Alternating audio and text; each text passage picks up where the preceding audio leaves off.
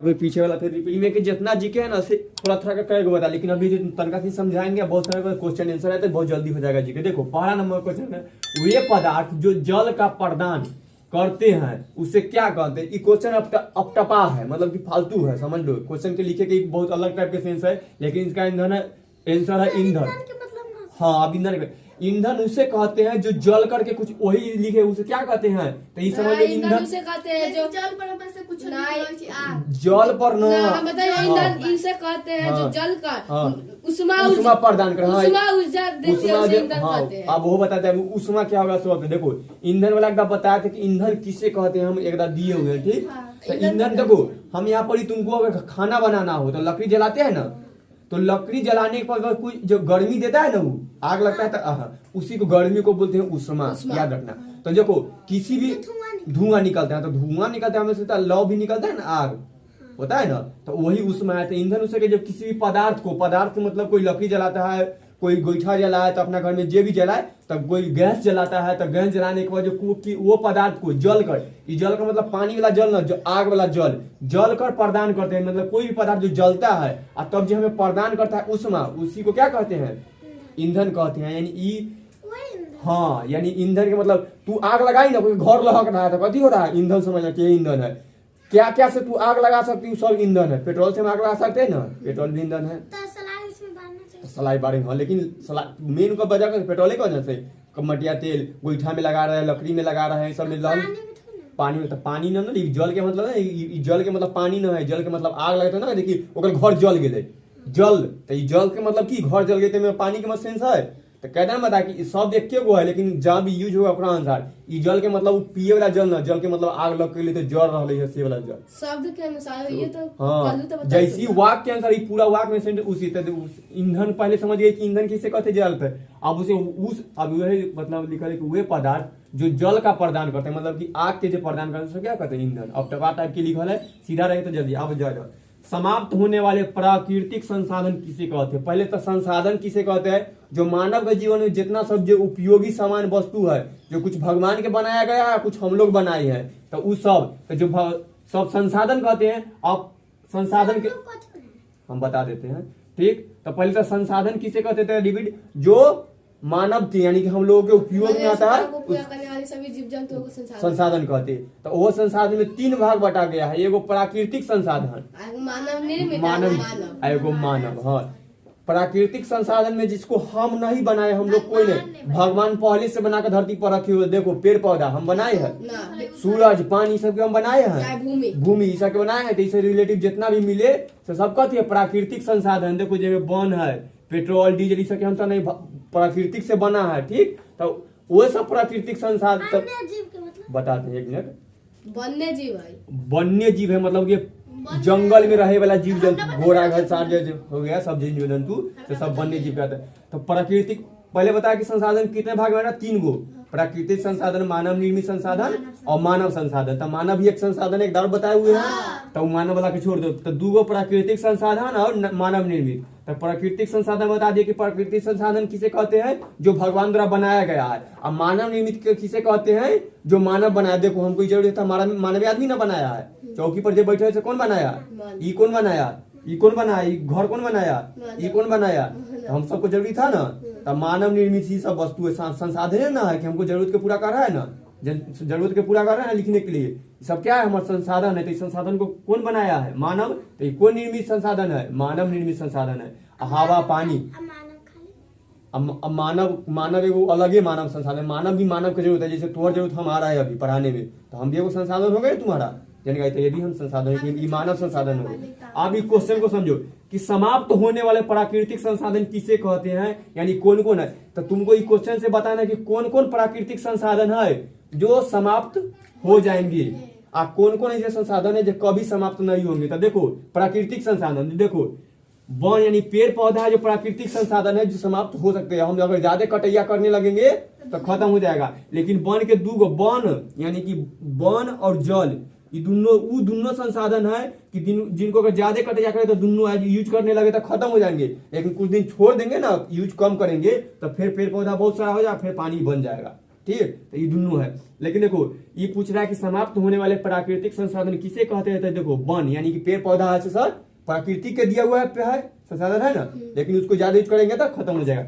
वन्य जीव, पेड़ पौधा खत्म होगा तो वन्य, अभी अपने आसपास में देखो बहुत सारा चिड़िया दिखाई देता था पहले, तू तो पहले बहुत था, आप ना दिखाई देता है, अब बहुत सारा गिद्दड़ लोमड़ी में कहा अपना सके घर में कहता खरगोश दिखाई देता है, तो सब वो सब वन्य जीव हुआ, तो सबके लुप्त होते जा, कौवा हुआ सब नहीं दिखाई देता, तो सब खत्म होते जा रहा है। तो यही बन, और सब जंगल उगल में ना बोलाते हैं कि संरक्षण से अभ्यारण्य, हाँ अभ्यारण्य नेशनल पार्क बनाया है ताकि वन जीव को बचाया जाए।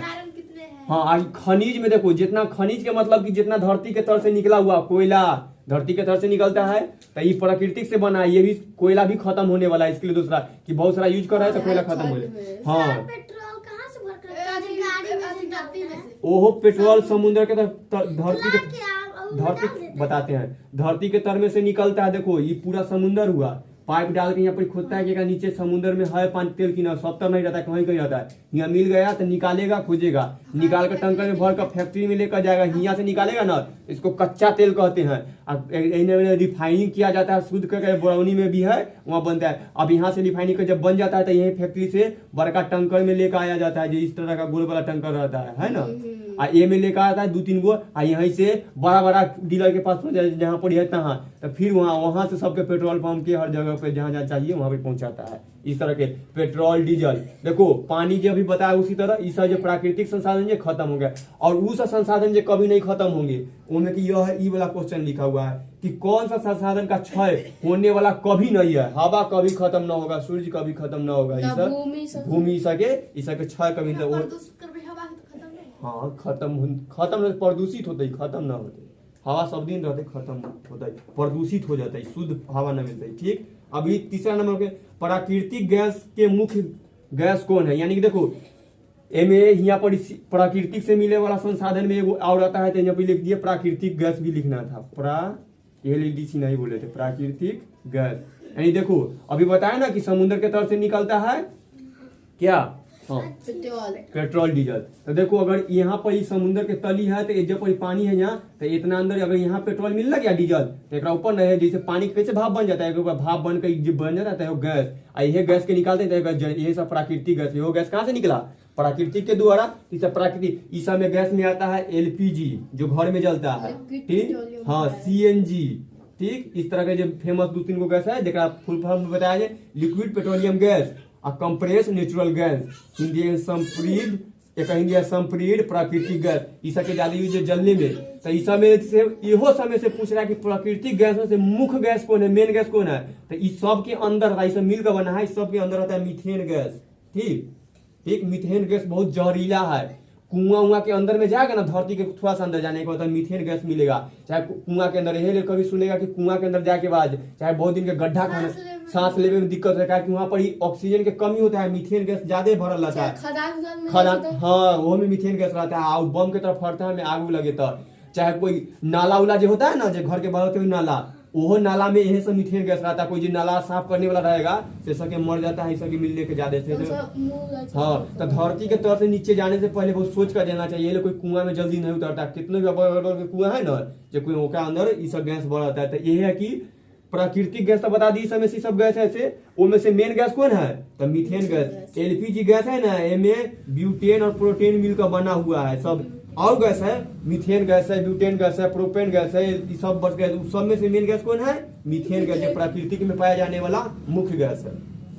कौन सा संसाधन का क्षय होने वाला कभी नहीं है, खत्म होने वाला कभी नहीं, तो वायु। और सब सोच लो जो कभी प्राकृतिक संसाधन है जो कभी खत्म न होने वाला। देखो 55, वह कौन सा अधातु है जो विद्युत का सुचालक है। ये विद्युत वाला यानी कि धातु और अधातु के चैप्टर में से दिए थे कि देखो पहले तो बताया कि धातु अधातु कौन है, तो धातु यानी जो चमकीला था उसको हम बताए थे, ठीक, और वो में से पूछा था कि सबसे ज्यादा चमकीला धातु कौन है, तो आयोडीन, चांदी न चांदी, हाँ ठीक, धातु बताए थे जो लोहा टाइप के सब के कथी है धातु है, आ ये कचकरा इस टाइप के कथी है, ये सब अधातु कहा जाए, लकड़ी उकड़ी से, ठीक। अच्छा देखो धातु जो लोहा टाइप का है वो में करंट पास कर सकता है, ये में करंट पास करेगा, तो इस अधातु है, ऐसा कपड़ा सके अधातु। तो वही में से क्वेश्चन दिया कि कौन ऐसा धातु है जो जिससे विद्युत माने करंट बहुत जल्दी बहुत अच्छा से पास करे, ग्रेफाइट न तो चांदी बता चांदी। कि विद्युत का सबसे अच्छा सुचालक धातु कौन है? तो चांदी। वही बताते वो में से बताते कि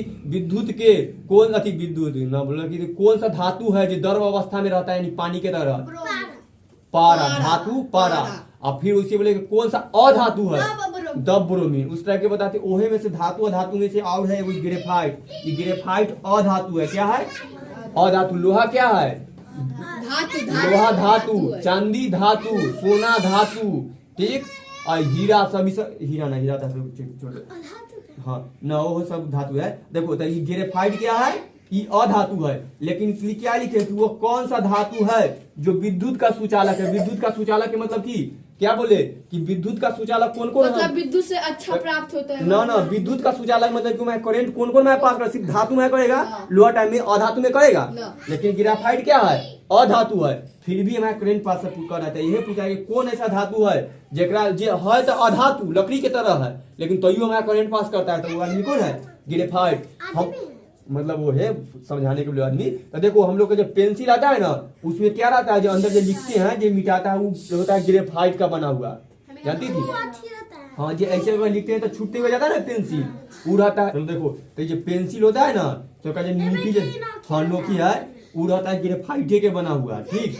और तो वो जो पेंसिल आता है से कथी है? ग्रेफाइट के बना हुआ। तो याद रखना कि पेंसिल में किस धातु का अधातु का यूज होता है, तो ये भी याद ग्रेफाइट का, यानी कि ग्रेफाइट से पेंसिल बना होता है। और देखो वो पेंसिल जब है ना तो वो तो है अधातु। वो तो पेंसिल के नोकी देख लो है ग्रेफाइट। हाँ वो ओके से बनेले हमें मिक्स का है और तने उसी तरह के इतना रहता है पत्थर टाइप के बने हुए। जब पत्थर छोटा बना देखिए ना वही सब समझ ले तो देख लेंगे। तो देख ओकरा एगो पत्थर के दे देंगे ना तो कोई घस कर लिख सकते तो लिखने के काम। पहले ग्रेफाइट के पेंसिल बनने की कहानी वहीं से है कि वो पत्थर मिला था वैसी ओकरा से लिख ली कर ना बकरी पर ना अभी भेड़ पर ना नाम चढ़ा देते ऐसे घस घस कर ओहे से ओहे पत्थर से पता करे लिखने में काम आता है। जैसे कैसे हम लोग को ढेरा से लिख देते हैं कहीं पर उसी तरह वो ढीले है। तो पत्थर ग्रेफाइट अधातु खोज होते धीरे धीरे इसका यूज में आने लगा। अब वो देखो वो पेंसिल में तो क्या वो है तो अधातु। तो हम लोग क्या लगा कि पेंसिल लगाएंगे पलक में तो करंट मारेगा न, लेकिन ये अधातु है। ये में लगल पेंसिल में कहते ग्रेफाइट। आ क्या बोले ग्रेफाइट विद्युत का सुचालक होता है कि वो में करंट पास करेगा। तो मतलब पेंसिल लगे तो करंट लगेगा। हाँ करंट लग हाँ वो अगर पेंसिल यही ना ई साइड अच्छा जब पेंसिल है न देखो इधर पूरा लॉक रहता है और इधर खुला तो इधर लगाएंगे तो न लगेगा। लेकिन यहाँ पर करंट आएगा, यहाँ पर इधर लॉक है के ऊपर कथी लगल है? तख्ता लगल है मतलब कि लकड़ी और अंदर ना लोहा वाला धातु है। लेकिन यहाँ पर इधरों से छील देंगे इधरों से तब इन्हें से लगाएंगे तो इन्हें नोकी ग्रेफाइट निकल है इन्हों के निकले तो करंट आइए जाकर करंट मारता है। हम देखे हुए करके सब कथी के जगह इधर ना तब कैसे मारेगा? ना तो कैसे मारते? करंट सटे के चाहिए ना। तो याद रखना वो ग्रेफाइट विद्युत के सुचालक मतलब उसमें करंट पास करेगा कि ना करेगा? तो करता है। और कौन सा चीज है जो विद्युत का कुचालक है? तो ठीक तो विद्युत का कुचालक लकड़ी उकड़ी सब कथी है? कुचालक है। तो ये सब याद रखना पीछे वाला में एक को वे पदार्थ जो जल का प्रदान करते हैं ईंधन कहते हैं। ईंधन किसे कहते हैं? जो ईंधन बोलो ईंधन किसे कहते हैं? जो जल का उष्मा उजाड़ देती है हाँ वो बड़ा अच्छा परिभाषा ईंधन किसे कहते हैं?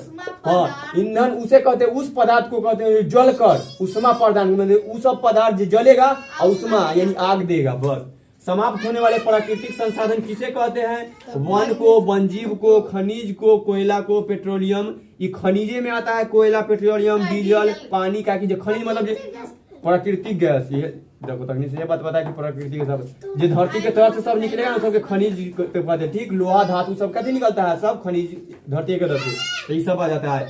और देखो वन जल दोनों है। प्राकृतिक गैस में मुख्य गैस कौन है? तो देखो मीथेन गैस, ब्यूटेन, प्रोपेन सब होता है। कौन सा संसाधन का क्षय मतलब होता है कभी खत्म हो। क्षय का मतलब खत्म, क्योंकि घर क्षय हो रहा है मतलब घर खत्म हो रहा है, धरती खत्म क्षय में होने वाला नहीं है यानी कभी खत्म नहीं होता वो वायु है। कौन सा अधातु है जो विद्युत का सुचालक यानी विद्युत में पास करेगा? वो है अधातु। विद्युत अति करंट हमेशा धातु में से पास होता है अधातु में से कभी। लेकिन एगो अपवाद में कौन है? ग्रेफाइट है जो है तो अधातु बढ़ के लेकिन ओकरा से करंट पास होता है।